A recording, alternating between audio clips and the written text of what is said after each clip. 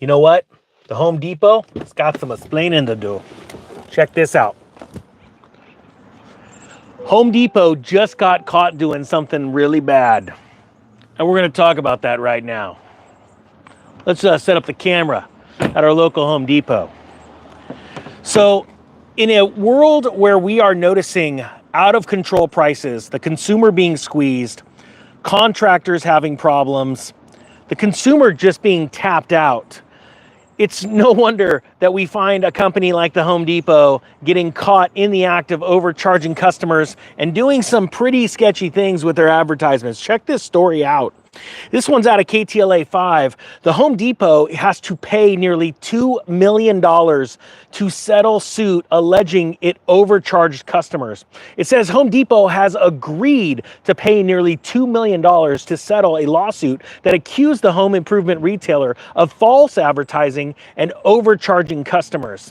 The company will pay $1.977 million to settle the civil complaint, which was filed on behalf of customers by multiple district attorneys across California.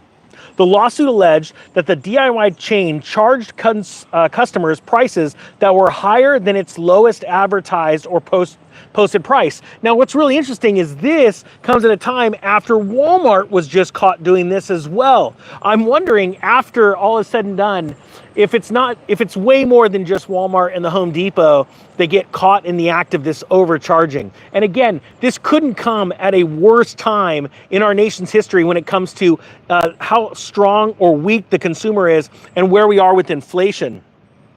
Now, it says here the lawsuit alleged that the DIY chain charged customers prices that were higher than its lowest advertised prices. Officials referred to the issue as scanner violation, in which an item's price after it was scanned during checkout differed from the listed price or the shelf tag.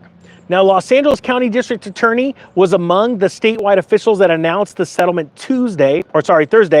In a news release, he said the false advertising and unfair competition practices are serious offenses that undermine consumer trust and distort the marketplace. I'm very curious, even though this is a very small penalty, in my opinion, that was settled upon. I wonder what this does to the stock price, not tomorrow when the market opens, but over the long term, or the near to long term.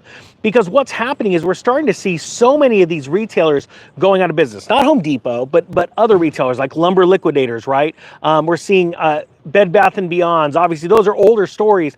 But all these retailers that are falling, but when they people start to get upset because of price manipulation or price gouging, they take their business to other places. Now, Home Depot has obviously done an incredible job of being the go-to place for contractors and home improvement people, right? Because they've gotten so big. But we've seen in the past where the big have fallen. And I'm really curious what happens with Home Depot as it starts to get more and more bad press. And quite frankly, this is just California. You know, there's a bunch of attorneys frothing at the mouth, foaming at the mouth right now in other states going, oh, if they did it there, you know they did it in other states. And this could be a lot bigger down the line. Now, it says the settlement was agreed upon on August 26th in San Diego County. As part of the terms of the settlement, Home Depot did not admit any wrongdoing. Isn't that nice? So they don't have to admit because they settled. Hey, it's a settlement. Don't worry. We're not going to admit to anything. I hate that. But was prohibited from engaging in false or misleading advertising and charging more than the item's lowest posted price. Home Depot is also required to implement a price accuracy program, including more audits and training, and eliminate price increases on weekend days. I didn't honestly even know that was a thing. Did you guys know that was a thing? That they would actually raise prices on weekends when us weekend warriors want to build a fence? That's pretty crappy. Sorry, I digress. It says here, when companies engage in deceptive practices, they don't not only cheat consumers, but also gain an unjust advantage over businesses that operate ethically and transparently. The settlement is a clear message that such behavior will not be tolerated and underscores our commitment to safeguarding blah, blah, blah, blah, blah. Come on.